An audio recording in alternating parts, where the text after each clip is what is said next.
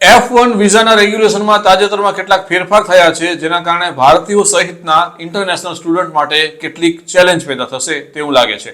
જે સ્ટુડન્ટ પહેલેથી અમેરિકામાં છે અને જેઓ અમેરિકા જવાનું વિચારે છે, આ બંને પ્રકારના સ્ટુડન્ટ માટે અમુક તકલીફો વધી જશે તેવું લાગે છે.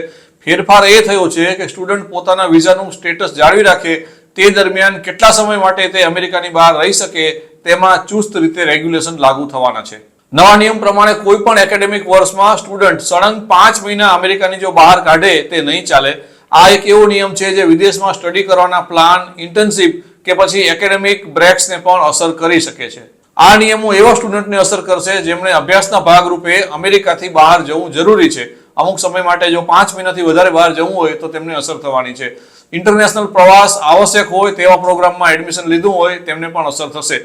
એટલે કે ગ્લોબલ એજ્યુકેશન પ્રોગ્રામ, વિદેશમાં ઇન્ટર્નશિપ, અમેરિકા બહાર રિસર્ચ પ્રોજેક્ટ વગેરે જો હશે તો સ્ટુડન્ટના વિઝાનું સ્ટેટસ જોખમમાં મુકાઈ શકે છે. F1 વિઝા માટે આ એક સમસ્યા રહેવાની છે. F1 વિઝા એ નોન ઇમિગ્રન્ટ વિઝા છે જે અમેરિકામાં હાયર એજ્યુકેશન લેવા માંગતા સ્ટુડન્ટને આપવામાં આવે છે. ઐતિહાસિક રીતે જો જોવામાં આવે તો F1 વિઝા હોલ્ડરોને જુદા જુદા કારણોથી અમેરિકા બહાર ટ્રાવેલ કરવાની છૂટ અપાય છે. જેમ કે તેમણે હોલિડે માટે બહાર જવું હોય, વિદેશમાં કોઈ સેમેસ્ટર ભરવા હોય કે ઇન્ટરનેશનલ ઇન્ટર્નશિપ માટે યુએસની બહાર જવું પડે તો તેમને છૂટ હોય છે. તેમાં એક સમયગાળો નક્કી કર્યો હોય છે જેનું પાલન કરવું જરૂરી છે. પરંતુ નવા નિયમ હેઠળ સ્ટુડન્ટ 5 મહિના કરતા વધુ સમય સુધી સળંગ અમેરિકાની બહાર નહીં રહી શકે અને જો તે યુએસની બોર્ડર બહાર રહેશે તો તેનું સ્ટુડન્ટ વિઝાનું સ્ટેટસ જોખમમાં મુકાઈ જશે. આ ઉપરાંત નવી પોલિસી હેઠળ સ્ટુડન્ટે એક નવું ફોર્મ I-20 પણ મેળવવું પડશે અને તેમાં તેને વધારે ખર્ચ પણ આવશે.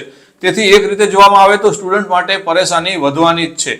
જો વિદ્યાર્થીઓ આ બધી શરતોનું પાલન કરવા માંગતા હોય તો તેમણે એકેડેમિક અને પ્રોફેશનલ પ્રવાસને એવી રીતે તૈયાર કરવો પડશે કે જેથી તેમણે 5 મહિના સુધી સળંગ અમેરિકાની બહાર રહેવું ન પડે. શક્ય છે કે તેમણે કેટલાક ઇન્ટરનેશનલ લર્નિંગ એક્સપિરિયન્સ જતા કરવા પડે અથવા તો તેમણે બહુ ટૂંકા ગાળા માટે વિદેશ જવું પડે.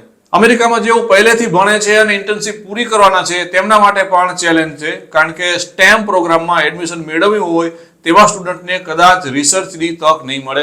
આ પગલાની અસર યુનિવર્સિટીઓ પર પણ જોવા મળશે, કારણ કે તેમને ત્યાં પણ પહેલા કરતા ઓછા સ્ટુડન્ટ હવે એડમિશન લે તેવી સંભાવના છે. અમેરિકન યુનિવર્સિટીઓએ પણ હવે વિઝાના નવા નિયમો પ્રમાણે પોતાના ગ્લોબલ પ્રોગ્રામને સુસંગત બનાવવા પડશે. ઘણી સંસ્થાઓ પોતાના પ્રોગ્રામના સ્ટ્રક્ચરમાં જરૂરી ફેરફાર કરવાનું વિચારે છે. તેના કારણે યુનિવર્સિટીઓના પ્રોગ્રામની કોસ્ટ પણ બદલાઈ શકે છે. અમેરિકન સરકારે યુએસમાં સ્ટુડન્ટની હાજરીને લઈને એક ફેરફાર કર્યો, તેના કારણે ઘણા બધા લોકો પરેશાન થવાના છે. એવું પણ બની શકે કે અમેરિકન યુનિવર્સિટીઓને કેટલાક પ્રોગ્રામ માટે હવે પૂરતા સ્ટુડન્ટ નહીં મળે અને તેના કારણે તેઓ જે આવક ગુમાવશે તે આવકને એડજસ્ટ કરવા માટે તેમણે બાકીના કોર્સની ફીમાં વધારો કરવો પડશે.